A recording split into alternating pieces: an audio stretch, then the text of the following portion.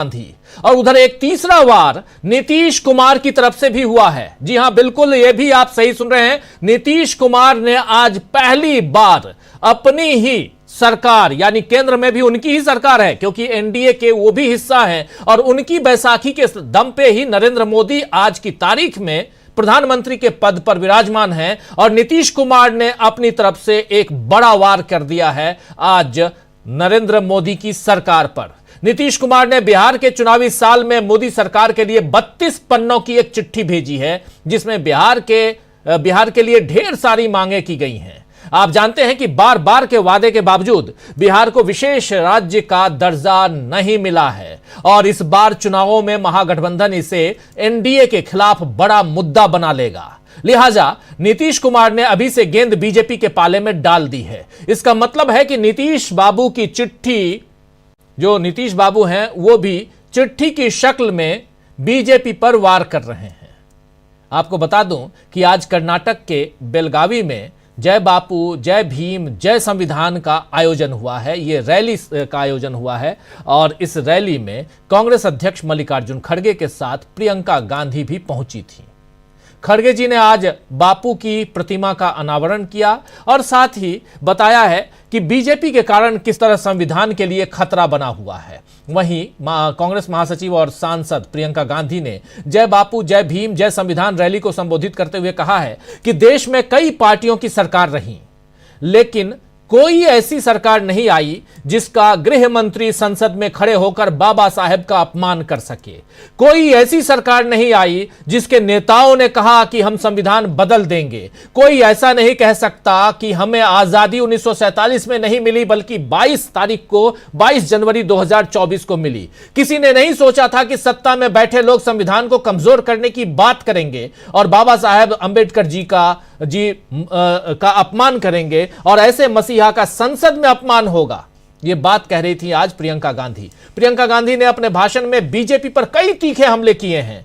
अडानी के लिए मोदी सरकार के पक्षपाती रवैये से लेकर किसानों, छात्रों, पिछड़ों के उत्पीड़न पर प्रियंका गांधी ने बीजेपी को घेरा है। और प्रियंका गांधी ने यह भी कहा कि जब हम संसद में कहते हैं कि अडानी के खिलाफ अमेरिका में केस दर्ज है, जांच की जाए, तो हमारी आवाज को दबाने की कोशिश की जाती है। अडानी ने सरकारी अधिकारियों को रिश्वत दी जिससे बिजली के बिल बढ़ाए जा सके। आज देश का किसान संकटों से घिरा हुआ है, उसे हर चीज में जीएसटी भरनी पड़ती है। वो 1-1 लाख रुपए के कर्ज के कारण अपनी जान देने को मजबूर है। दूसरी तरफ मोदी सरकार उद्योगपतियों का 17 लाख करोड़ रुपए का कर्ज माफ कर देती है। यह संविधान के खिलाफ है। प्रियंका गांधी ने अपने भाई राहुल गांधी को लेकर भी बड़ा दावा किया है। आइए जरा सुन लेते हैं क्या दावा कर रही हैं प्रियंका गांधी। सुनिए। मेरे भाई, बड़े भाई हर रोज वे संविधान के लिए लड़ते हैं, इसके लिए जान देने के लिए तैयार है। ಇವತ್ತು ನಮ್ಮ ದೊಡ್ಡಣ್ಣವರಾದಂತ ರಾಹುಲ್ ಗಾಂಧೀಜಿಯವರು ಇವತ್ತು ಈ ಕಾರ್ಯಕ್ರಮಕ್ಕೆ ಅನಾರೋಗ್ಯದ ಕಾರಣದಿಂದ ಬರಕಾಗಿಲ್ಲ. ಆದ್ರೆ ತಾವೆಲ್ಲ ತಿಳ್ಕೊಳ್ಳಿ, ತಮಗೋಸ್ಕರ, ಈ ಸಂವಿಧಾನಕ್ಕೋಸ್ಕರ, ಈ ದೇಶಕ್ಕೋಸ್ಕರ ರಾಹುಲ್ ಗಾಂಧೀಜಿಯವರು ಪ್ರತಿ ದಿನ ಪ್ರತಿ ಕ್ಷಣ ಹೋರಾಟ ಮಾಡ್ತಾ ಇದ್ದಾರೆ ಅಂತ ಹೇಳಿ, और इसीलिए ये सरकार राहुल गांधी से डरती है। ಅದಕ್ಕೋಸ್ಕರನೇ ಈ ಬಿಜೆಪಿ ಸರ್ಕಾರ ರಾಹುಲ್ ಗಾಂಧೀಜಿಯವರನ್ನ ನೋಡಿದ್ರೆ ಭಯ ಬಿಟ್ಟು ನಡುಗುತ್ತೆ। जब राहुल गांधी संसद में खड़े होते हैं बात करने के लिए, बोलने के लिए, न्याय मांगने के लिए, आपके लिए, तब ये सरकार कुछ भी करती है, उस संसद को उस दिन रद्द करने की कोशिश करती है, बंद करने की कोशिश करती है, क्योंकि डरती है इनसे।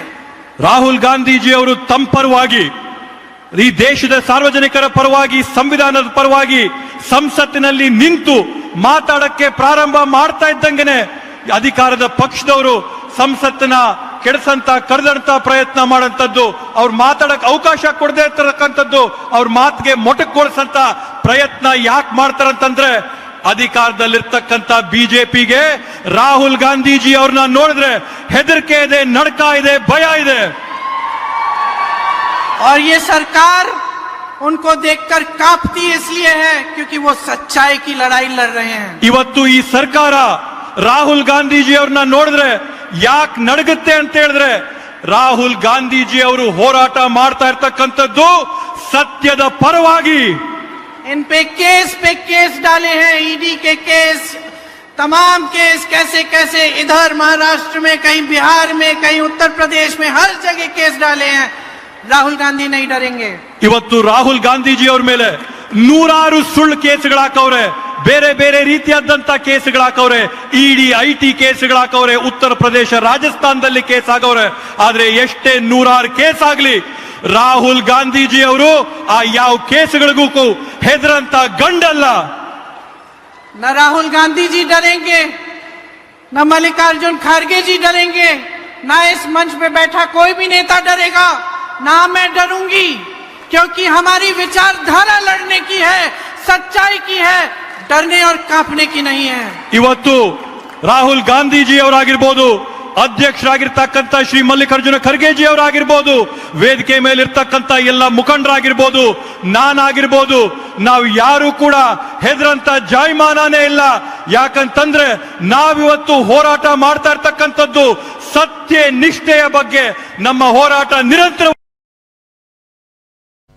आवाज तो ये आप सुन रहे थे सीधे सीधे प्रियंका गांधी को, जो बहुत ही इंपॉर्टेंट बात यहां सीधे राहुल गांधी और हम नहीं डरते हैं, हम नहीं डरेंगे, जिसमें राहुल गांधी, प्रियंका गांधी अपनी बात और साथ साथ बात कर रही थी यहां मल्लिकार्जुन खड़गे की, और सीधा हमला नरेंद्र मोदी की सरकार पर, सीधा हमला अमित शाह पे और बाबा साहब अंबेडकर को लेकर जो बातें हुई उन सब पे यहां सीधा हमला करते हुए प्रियंका गांधी अपनी बात रख रही थी। वहीं आज राहुल गांधी ने फिर एक वीडियो जारी किया है और जिसे देखकर बीजेपी परेशान हो गई होगी। यूट्यूब पर जारी वीडियो में राहुल गांधी ने कहा है कि भारत के गरीब युवाओं का अधिकार छीनने और उनके हुनर और सपनों को दबाने का हथियार है। हर बीजेपी शासित प्रदेश में आए दिन ऐसी घटनाएं हो रही हैं और उसके ऊपर से अपने हक की आवाज उठाते युवाओं पर बर्बरता के साथ अन्याय कर उनके विरोध को कुचला जाता है। ये बातें यहां कही गई हैं राहुल गांधी की तरफ से। आइए जरा इस वीडियो को देख लेते हैं क्या कह रहे हैं राहुल गांधी। थोड़ा इस वीडियो को देखते हैं और फिर आगे बढ़ते हैं। सुनिए जरा। क्या हुआ? 4 लोगों को गिरफ्तार किया गया और उनके पास क्वेश्चन पेपर का बंडल मिला। एक सोनू कुमार थे जिन्होंने बीपीएससी को लेकर बहुत अच्छे से प्रदर्शन किए थे। साइड कर लिया। सेंट्रल सुपरिटेंडेंट का मृत्यु हो जाती है और वो संदेहात्मक है हमारे लिए। प्रश्न पत्र जी ट्विटर पे ट्रेंड कर रहा है। 28 सेंटरों का लिस्ट है जहाँ पे गड़बड़ियाँ हुई है, जोक बना दिया है। अब सरकार क्या कर रही है? अब सरकार कुछ भी नहीं कर रही। ऐसी निकम्मी सरकार हमें नहीं चाहिए। हजारों करोड़ का ये घोटाला है, स्कैम है। क्या हुआ? 13 को परीक्षा होने वाली है, तो बच्चे 2 तारीख को कॉल लिए कि हम लोग कम से कम आयोग को बोलना चाहिए कि क्या है। उस समय कुछ नहीं हुआ। 6 को बच्चे आए, पूरा पिट गए, उसके बाद भी आयोग कुछ नहीं। शाम को बताती है कि नॉर्मलाइजेशन नहीं होगा। पहली बार ऐसा हुआ है ऑफिशियली प्राइवेट शिक्षकों को बुला करके इन्वॉल्व करके। सर बीपीएससी चेयरमैन का कहना है कि एक सेंटर पर गड़बड़ी, जबकि सर मेरे पास 28 सेंटरों का लिस्ट है, इसमें 22 और दे दीजिए। 28 सेंटरों का लिस्ट है जहां पे गड़बड़ियां हुई है विथ एडमिट कार्ड। ये कहाँ का है? ये गुजरात, वही है गुजरात वाला। ये सर इससे पहले बहुत सारे केस हैं सर। इन पे बहुत सारा 400 करोड़ का एलिगेशन है सर एससी एसटी मामले में। सर ये पूरा का पूरा मामला जो है संवैधानिक क्राइसिस हाँ, का है, संवैधानिक बिल्कुल संविधान यात्रा पे आप लगातार सिस्टम कोलैप्स। अच्छा एक बात बताइए, आप मुझसे क्या चाहते हैं? एक बार गर्दनी बाग चले सर। हमारी 4 मांगे पार्लियामेंट हाउस में ऐसा कानून बने जिससे लोग डरे, प्रशासन डरे और विधायक डरे। मेन आपका है कि मैं पार्लियामेंट में आपकी बात उठाऊं ना। नमस्कार, धन्यवाद सर। आपके तो सर एक स्टूडेंट के लिए टीचर नहीं आएगा तो कौन आएगा? भारत हमारा लोकतांत्रिक देश है सर, और हम लोग सर गांधीवाद में विश्वास करते हैं सर, इसीलिए हम लोगों ने सर सत्याग्रह शुरू किया। वरना सर छात्रों का सत्याग्रह नहीं होता सर, आंदोलन और क्रांति होती है सर। और हम लोगों ने अपने मुद्दे भी रखे सर, प्रोटेस्ट नहीं रिक्वेस्ट। हमने कहा सर व्यवधान नहीं समाधान और विवाद नहीं संवाद। उसके बाद भी सर पुलिस वालों ने बर्बरतापूर्वक हम लोग पर सर लाठीचार्ज किया है, माँ बहन की गालियां दी हैं, लड़कियों को जो है पुलिस वालों ने सर पेट। तो ये देख रहे थे आप, राहुल गांधी ने इस वीडियो को आज जारी कर यहां साफ साफ बता दिया कि बिहार में जो छात्र आंदोलित हैं, बीपीएससी के अभ्यर्थी परीक्षार्थी जो आंदोलित हैं, वो क्यों आंदोलित हैं, उसके लिए राहुल गांधी क्या कर रहे हैं। दरअसल राहुल गांधी 18 जनवरी को एक दिन के लिए पटना गए थे, आपको पता है, और वहां उन्होंने गर्दनी बाग जाकर धरने पर बैठे छात्रों से मुलाकात की थी। उससे पहले छात्रों का एक दल, ये अभी जो तस्वीर देख रहे हैं, जो वीडियो आपने देखा, और ये मिला राहुल गांधी से, ये दल जो है, और उसके बाद राहुल गांधी यहां से फिर गर्दनी बाग पहुंचे। चुनावी साल में राहुल गांधी के पटना पहुंचने से पहले ही हलचल तेज हो गई थी और अब इस वीडियो से सरकार और घिर गई है। वहीं बीजेपी को घेरने का इंतजाम नीतीश कुमार कुमार ने भी कर दिया है। जो शुरुआत में मैं कह रहा था, जरा उसको और एलिबोरेट करते हैं। नीतीश कुमार ने बीजेपी को कैसे घेरा है और खासकर नरेंद्र मोदी के लिए मुश्किलें कैसे वो बढ़ा रहे हैं, वो भी बजट सत्र से पहले। आपको पता है कि 31 जनवरी से बजट सेशन शुरू होने जा रहा है, केंद्रीय बजट आना है, और उससे पहले नीतीश कुमार ने 32 पन्नों की चिट्ठी लिखी है। लेकिन उससे पहले एक चीज और भी है, जो विधानसभा चुनाव है इस साल के अंत में, जिसका ध्यान सबको है बिहार में। तो विधानसभा चुनाव से पहले नीतीश सरकार ने केंद्र सरकार को विकास के लिए 32 पन्नों का प्रस्ताव भेजा है। इसमें नीतीश कुमार ने राज्य के बुनियादी ढांचे और विकास परियोजनाओं के लिए आर्थिक मदद मांगी है, बाढ़ नियंत्रण और जल निकासी पर खास ध्यान देने की बात कही है, और साथ ही हवाई अड्डों के विकास और सौर ऊर्जा परियोजनाओं पर भी जोर दिया है।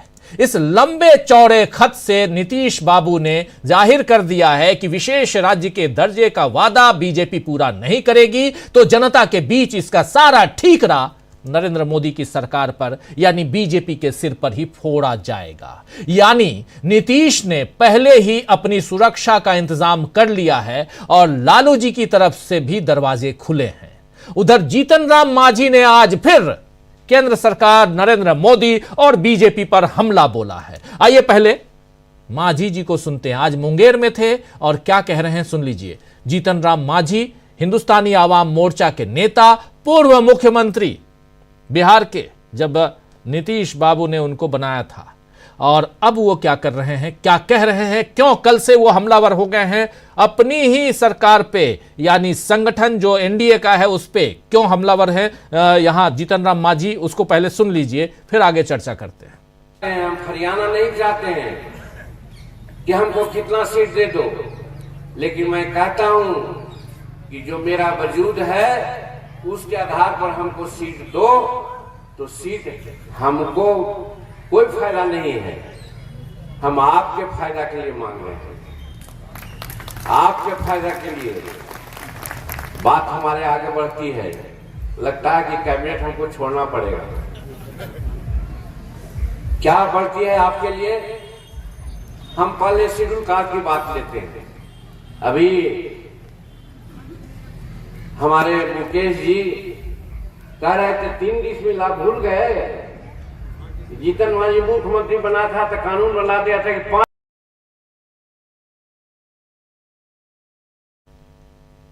तो सुन रहे थे आप, कह रहे हैं लगता है हमको कैबिनेट छोड़ना होगा।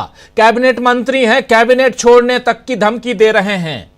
भय बिन होत ना प्रीत कह रहे हैं, सीट की बात कर रहे हैं। ये जीतन राम मांझी हैं।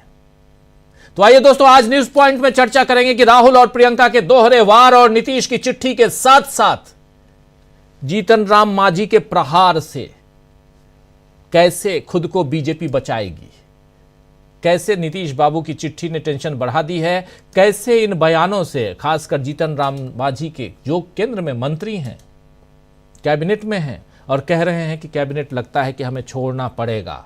और उधर प्रियंका गांधी को अभी आप सुन रहे थे, तो चौतरफा कैसे बीजेपी घिरी है, खुद को